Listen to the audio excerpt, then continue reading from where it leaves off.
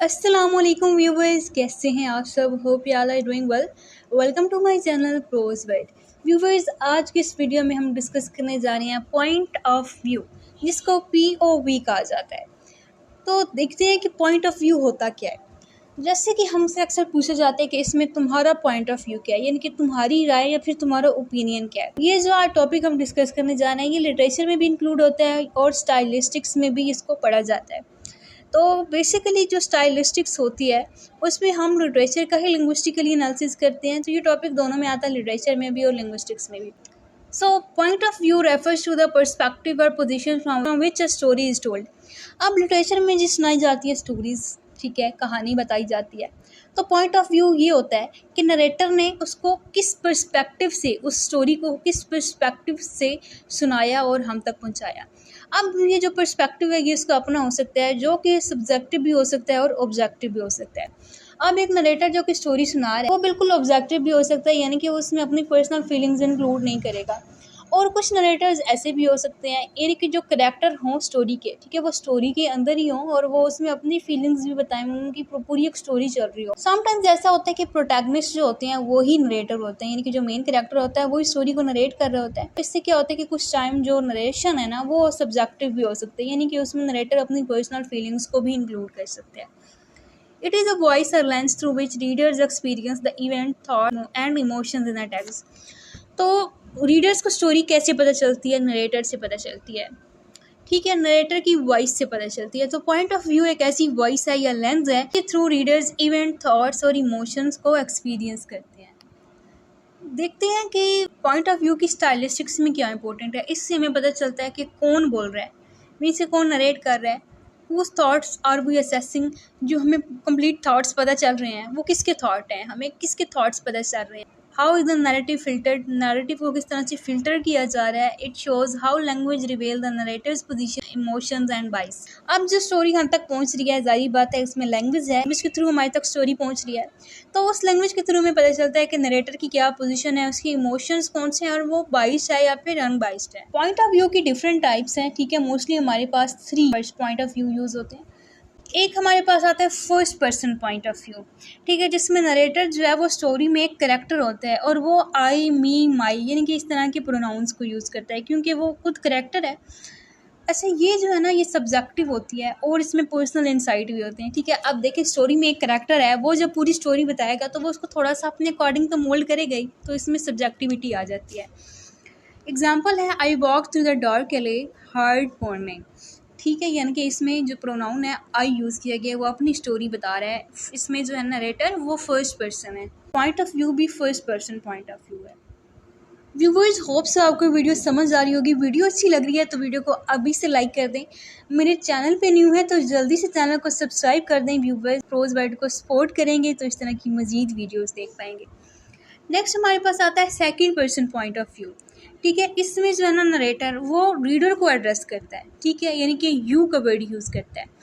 ये लिटरेचर में रेयर है, लेकिन गाइड्स में, स्पीचेस में और एक्सपेरिमेंटल फिक्शन में ये बहुत ज़्यादा यूज़ होता है। अब स्पीचेस में जिस तरह कहा जाता है हाँ कि हम आपके लिए ये करेंगे, आप, इसमें यू का वर्ड बहुत ज़्यादा यूज़ होता है। For example, you walk in to the room and feel the chill, ठीक है, तो इसमें जो है ना प्रोनाउन वो यू यूज़ हुआ है। इसके बाद हमारे पास आता है third person point of view. Narrator जो है ना वो स्टोरी में नहीं होता, narrator is usually outside of the story. इसमें क्या होता है, ही, शी, दे, मोस्टली ये चीज़ें यूज़ होती हैं। अब इसमें जो है ना थर्ड पर्सन की टाइप्स होती हैं, ठीक है। Third person point of view में थर्ड पर्सन की टाइप्स हैं, जिसमें फर्स्ट वन इज़ ओमनिसिएंट। इसमें नरेटर को हर चीज़ पता होती है, उसको करेक्टर्स की थॉट्स का भी पता होता है। लिमिटेड का क्या होता है कि सिर्फ करेक्टर की इनर वर्ड पे फोकस किया जाता है, हर चीज़ नहीं पता होती करेक्टर के बारे में। ऑब्जेक्टिव ये होता है कि करेक्टर के थॉट्स वो क्या सोचते हैं ये चीज़ नहीं पता होती, सिर्फ एक्शन और डायलॉग का पता होता है और एक्शन और डायलॉग शो किए जाते हैं, यानी कि रीडर्स तक सिर्फ करेक्टर्स के एक्शन और डायलॉग पहुँचते हैं, उनकी थॉट्स, उनकी फीलिंग्स जो हैं वो नहीं पहुँचती। जैसे कि आपको पता है कि हमने स्टाइलिस्टिक्स की एक प्रॉपर प्लेलिस्ट बनाई है जिसमें स्टाइलिस्टिक्स से रिलेटेड टॉपिक्स को मैंने ऐड किया है। वो प्लेलिस्ट भी मैं इस वीडियो के एंड पे ऐड कर दूंगी। आपने इससे रिलेटेड कोई और वीडियो देखने हो जिस तरह स्टाइल पे, स्टाइलिस्टिक्स पे, फिगरेटिव डिवाइसेस पे, तो आप वहाँ से सिलेक्ट कर सकते हैं। डिस्कस करते हैं stylistic tool to analyse point of view.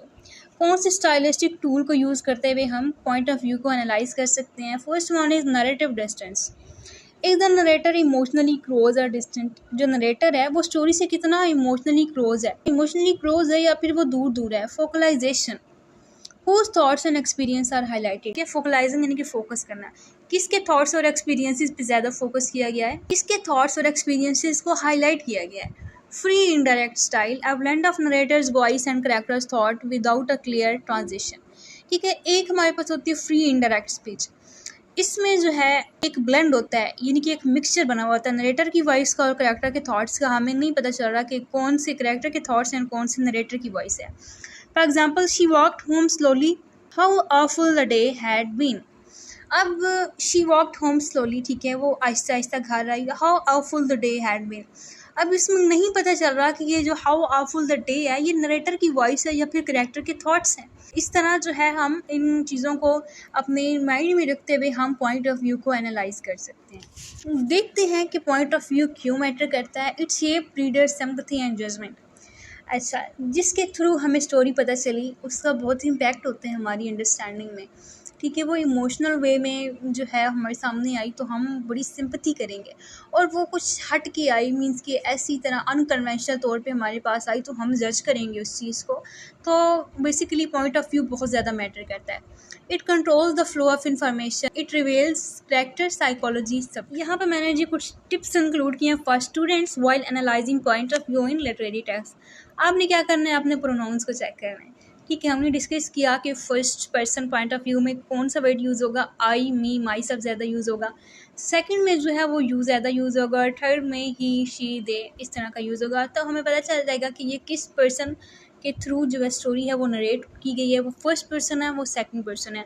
Note whose thoughts are shared, किसके थॉट्स को शेयर किया जा रहा है। ऑब्जर्व टोन एंड डिस्टेंस, हमने डिस्टेंस देखना है और हमने टोन देखनी है। अगर तो वो डिस्टेंस कम है तो हमें पता चल रहा कि इसमें सब्जेक्टिविटी भी होगी, इसमें थोड़ा पर्सनल टच भी होगा।